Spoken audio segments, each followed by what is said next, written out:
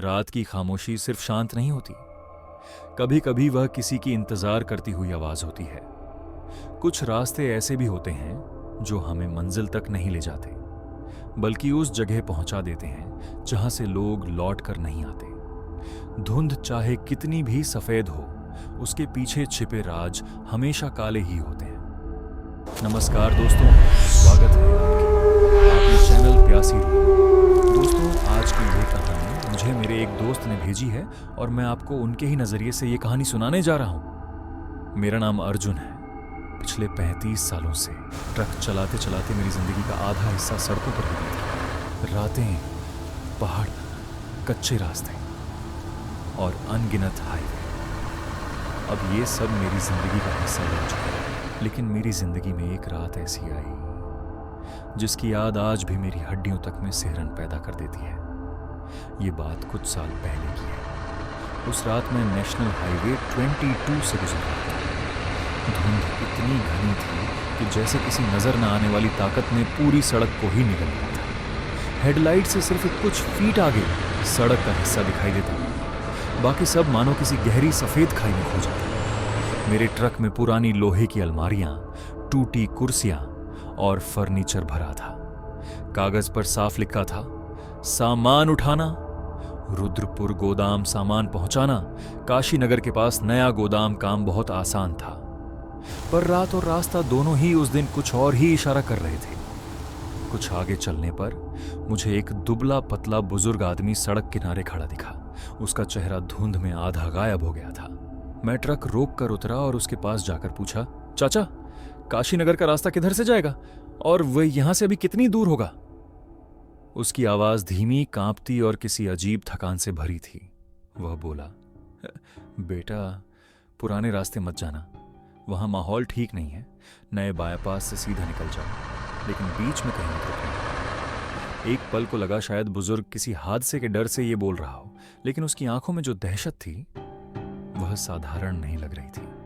फिर भी मेरे भीतर कहीं एक अजीब सा खिंचाव था जो मुझे पुरानी कच्ची सड़क की तरफ ही जाने को मजबूर कर रहा था। फिर मैं बिना कुछ सोचे कच्ची रास्ते पर मुड़ गया। जैसे जैसे मैं गांव के भीतर जा रहा था, ऐसा लग रहा था मानो सड़क मुझे किसी भूली बिसरी दुनिया में ले जा रही है। सारे घर बंद, खिड़कियों में मोटे लकड़ी के चाल, दीवारों पर कई जमा, पेड़ों की सूखी शाखाएं नीचे झुकी है और हवा में जला हुआ सा तेज खुरदुरा गंध। ऐसा लगा जैसे यहां कभी आग लगी हो या कोई हादसा हुआ हो। लेकिन गांव केवल मरा हुआ नहीं था, वह मानो कुछ छुपा भी रहा था। कुत्ते, जानवर, यहां तक कि कीड़े तक की आवाज नहीं। अचानक कच्ची सड़क के किनारे मुझे एक लड़की दिखी। हरे रंग की साड़ी, धुंध में चमकती आंखें और चेहरा इतना शांत कि किसी मूर्ति जैसा लगे। वह धीरे धीरे मेरे पास आई और बोली, अगर तुम बाएं पास से नहीं गए तो तुम यहां फंस जाओगे। उसकी आवाज ठंडी, बेहद ठंडी थी, जैसे हवा में बर्फ घुली हो। मैंने कांपते हुए पूछा, क्यों, ये यहां क्या है? उसने सिर घुमाकर आसपास देखा तो मानो कोई सुन रहा हो। फिर ट्रक के दरवाजे पर चढ़कर बोली, इस गांव में कई साल पहले भूख, कर्ज और मौत ने कहर ढाया था। लोग एक एक करके मरते गए, कुछ गायब हो गए, कुछ पागल, कुछ खून से लथपथ मिलते थे। और उसके बाद से ही जो भी इस रास्ते से गया वह कभी भी वापस नहीं आया। मैंने उसे दूर हटने को कहा और हिम्मत करके ट्रक आगे बढ़ा दी, पर उसने चिल्लाते हुए कहा, जा ही रहे हो तो एक बात याद रखना, बीच में किसी से भी बात मत करना, सीधा निकल जाना।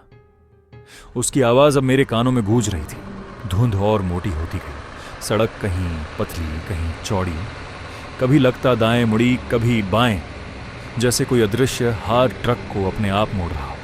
अचानक पेड़ों के बीच लोगों के साए उभरने लगे, झुके हुए, टेढ़े मेढ़े, धीमी खुरदुरी फुसफुसाहटों के साथ। मेरे ट्रक की खिड़कियां धुंध से भर गईं, पर उनमें धुंध पर किसी उंगली से बने लंबे लकीरें खुद ब खुद उभरने लगीं, जैसे कोई अंदर झांक रहा हो।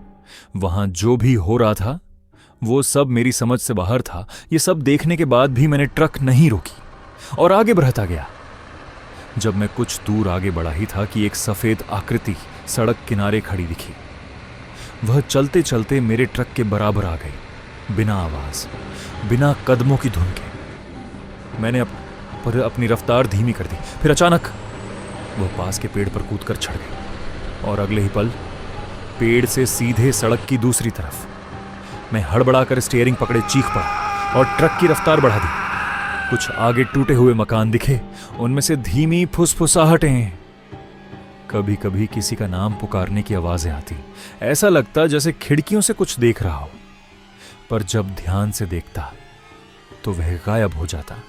उस लड़की की बात अभी भी मेरे दिमाग में गूंज रही थी। बीच में किसी से बात मत करना, सिर्फ निकल जाना।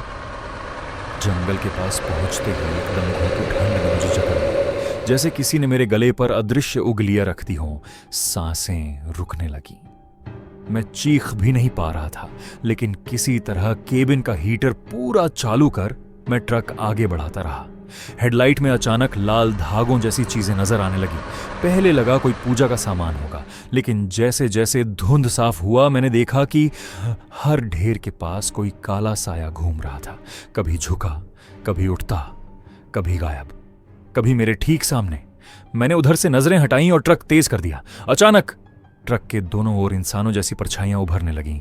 पुरुष, महिलाएं, बच्चे। उनकी चीखें सिर के अंदर गूंजने लगी। मैंने चीखते हुए हॉर्न बजाया। ट्रक उछलता हुआ आगे भागा, पर वे भी उसी रफ्तार से दौड़ने लगे। कुछ तो इतने पास आ गए कि लगा वे ट्रक के अंदर ही आ जाएंगे। आधे मरे हुए सी हालत में मैं आखिरकार बाईपास पर पहुंच गया। सड़क थोड़ी साफ थी, पर धुंध अभी भी पीछा कर रही थी, जैसे कोई मेरे पीछे पीछे चल रहा हो। शहर के किनारे एक ढाबा दिखा। उसे देख मेरी सांस में थोड़ी सांस आई। मैं वहीं रुक गया। मेरे हाथ कांप रहे थे। मैंने गरम चाय मांगी और पी ही रहा था कि ट्रक के केबिन में टंगी छोटी घंटी अपने आप बजने लगी। टुन टुन टुन, जैसे कोई साया अब भी उसे बजा रहा हो। ढाबे के लड़के ने कहा, भैया लगता है आप गलत रास्ते से आए हो। मैंने उससे नजरें चुराई। हिम्मत नहीं थी कि मैं कुछ बता पाऊं। बिना कुछ बोले मैं गया। थोड़ी देर बाद एक चेक पोस्ट मिला। 2 पुलिस वाले ट्रक देखते ही बोले, सीधे निकल जाओ, पीछे मत मुड़ना, किसी भी हालत में नहीं। उनकी आवाज में डर साफ था।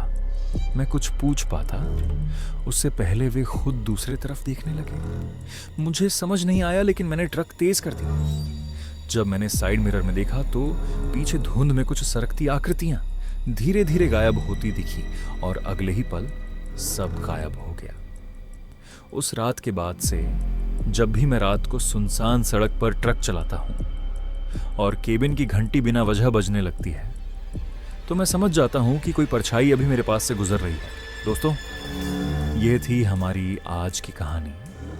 अगर आपको पसंद आई हो तो लाइक और सब्सक्राइब जरूर करें। कमेंट में बताइए कि अगली बार किस तरह का डर सुनना चाहते हैं। और याद रखिए, सड़कों पर हर मोड़ पर कोई ना कोई परछाई आपका इंतजार करती है।